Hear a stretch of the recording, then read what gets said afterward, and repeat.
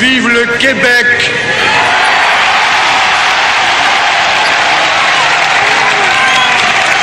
Vive le Québec libre!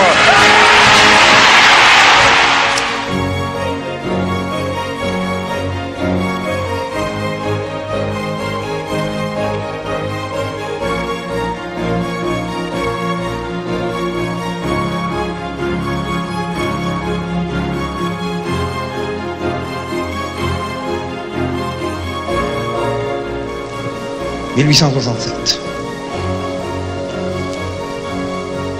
On a institutionnalisé notre statut de minoritaire.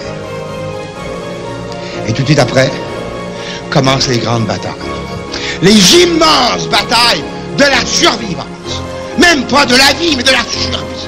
Parce que le génocide, le grand génocide culturel, s'abat sur le peuple canadien français. Le racisme anglais va faire des ravages partout à travers le Canada. Ici au Québec, c'est déjà très difficile de vivre, même si nous sommes la très vaste majorité. Tout se passe en anglais. La loi est anglaise. Les ordres sont anglais. Les affaires sont anglaises. La vie est anglaise. Et nous devons prendre notre courage à deux mains simplement pour survivre. On peut imaginer ce que c'est en dehors du Québec, où les minorités françaises se font littéralement massacrer. 1871, on abolit le français au Nouveau-Brunswick.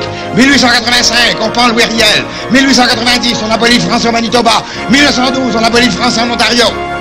C'est ça qui suit la Fédération canadienne. C'est ça l'acte de l'Amérique britannique du Nord. Le génocide. Et c'est par centaines de milliers qu'à travers le Canada, on nous assimile, les Canadiens français. Et nous disparaissons. Si la réponse à la question référendaire est non, nous avons tous dit que ce non sera interprété comme un mandat pour changer la Constitution, pour renouveler le fédéralisme. Et si je m'adresse solennellement à tous les Canadiens des autres provinces, nous mettons notre tête en jeu, nous, députés québécois, parce que nous le disons aux Québécois de voter non. Et nous vous disons à vous des autres provinces que nous n'accepterons pas ensuite que ce non soit interprété par vous comme une indication que tout va bien puis que tout peut rester comme c'était par avant. Nous voulons du changement, nous mettons nos sièges en jeu.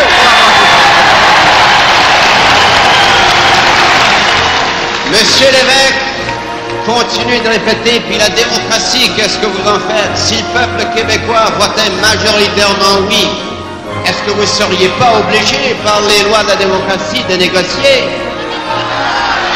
Mais non! Écoutez un tout petit peu ce que je crois qu'on doit se dire à la fin de la campagne. Il est clair, admettons-le, que la balle vient d'être envoyé dans le camp fédéraliste. Non. Le peuple québécois vient nettement de lui donner encore une autre chance.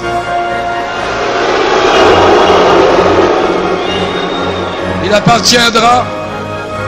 appartiendra dans les semaines et les mois qui viennent aux fédéralistes et d'abord à M. Trudeau lui-même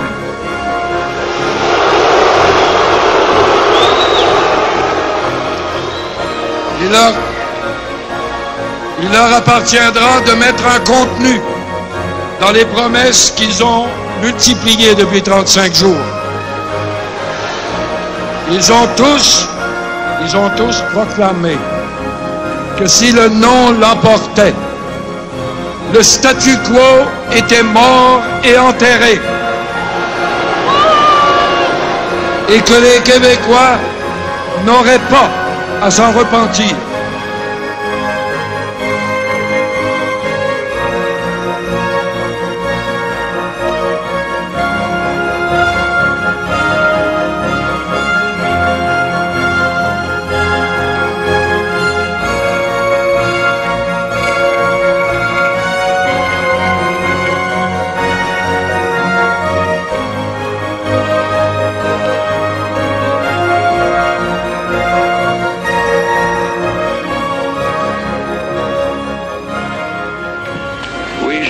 mais très brève.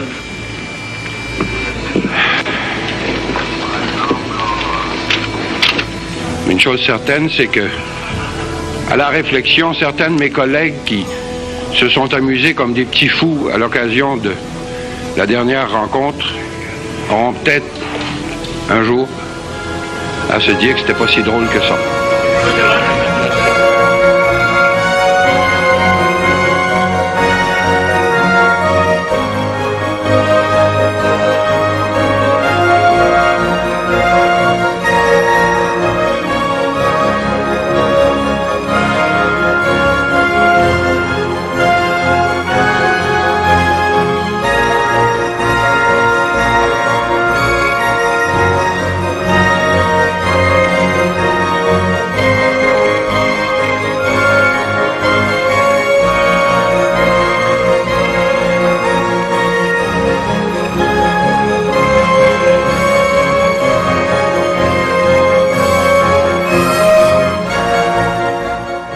Le 30 avril demeurera un beau jour dans l'histoire du pays.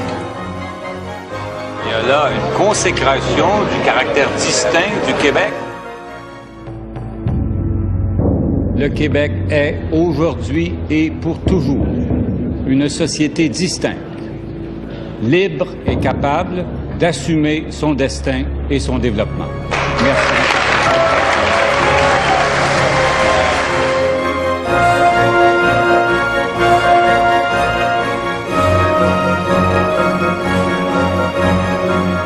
La population du Québec a décidé de ne pas accepter les offres qui étaient proposées. Comme je l'ai toujours dit, je respecte sa décision qui est l'expression de la souveraineté populaire. L'entente nous paraissait acceptable parce qu'elle réglait plusieurs problèmes, parce qu'elle reconnaissait pour la première fois de notre histoire le Québec comme une société distincte. Ce combat-là, il est encore devant nous.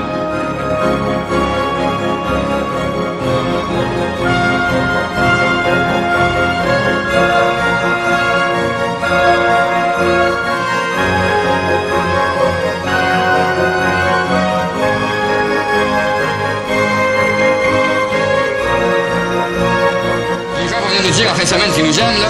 Ils vont nous dire on vous aime, restez avec nous.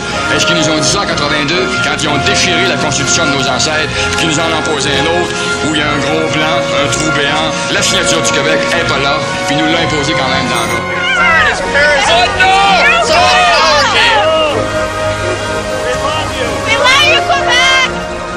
J'étais un non, moi, jusqu'à hier. Fait que tais-toi. Maintenant, je suis un oui.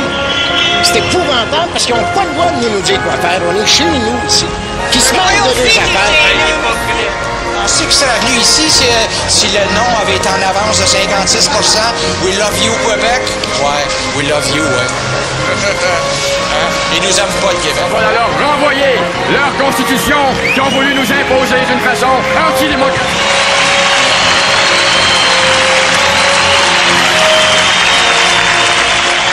Gardons l'espoir. Gardons l'espoir, car la prochaine fois sera la bonne.